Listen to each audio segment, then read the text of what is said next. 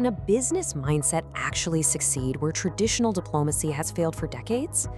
That's a pretty provocative question, and it's at the heart of an argument we're breaking down today. The central claim is that an outsider's playbook, one that's focused on deal-making, can slice right through political gridlock. So let's dig into how they built that case. Okay, so this is the central idea, right? That someone from the outside, who isn't bogged down by all the usual BS of politics, as they put it, can actually make real progress just by focusing on getting things done. The argument is that a kind of business-oriented pragmatism is the secret key to unlocking solutions that career politicians just can't seem to find. All right, so here's how we're going to tackle this. We've got 4 main parts. First, we're going to define what this outsider approach even is. Then, we'll look at a huge case study in Middle East diplomacy. After that, we'll switch gears to domestic politics with a sharp critique of California. And finally, we'll bring it all together to really understand the final argument being made. Okay, so first up, the outsider approach. And before we jump into any examples, we really need to nail down what the source means by this. What exactly is the core thesis here? So what's the big idea here? Well, the thesis basically paints traditional politics as this, huge machine that's just completely gummed up. It's stuck because of bureaucracy, because of special interests. And the outsider, they show up without all that political baggage. The idea is that because they aren't tied to the old way of doing things, they can just bypass the gridlock and focus on one simple thing, making a deal that actually works. So that's the theory. But does it actually work in the real world? The source points to a huge example in foreign policy to make its case, the negotiation of the Abraham Accords in the Middle East. And the way this source builds this case is, frankly, a pretty fascinating story. It all starts with the former Israeli Foreign Minister Shimon Peres. He had this long-held belief that the only real path to peace was through business partnerships. Then, according to the source, Jared Kushner finds Peres's book and basically adopts it as his literal manual for negotiating the Abraham Accords. Yeah, this quote right here is basically presented as the smoking gun. It's meant to be that direct, undeniable link between a business philosophy, finding mutual economic interest, and a historic diplomatic breakthrough. The takeaway they're pushing is clear. This was a win for deal-making, not for old-school statecraft.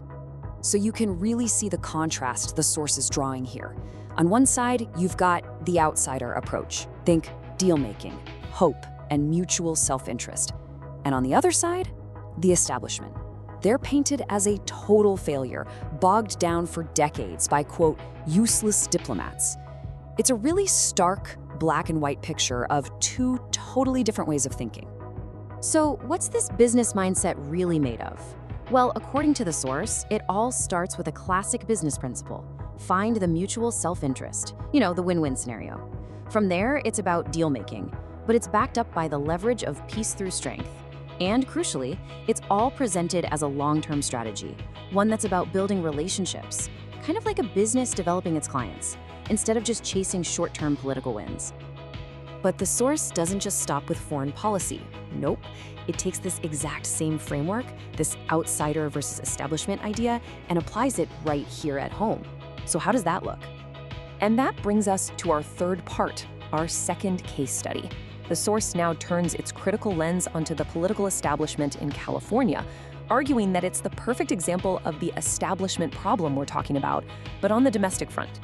And with this quote, the source essentially paints California's political leaders as the domestic version of those useless diplomats we just talked about.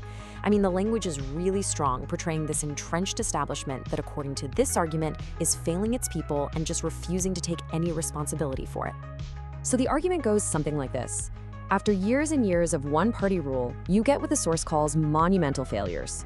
It describes the political class there as arrogant, totally dismissive of any criticism, which leads to a system where, as the source puts it, there's just no accountability for results.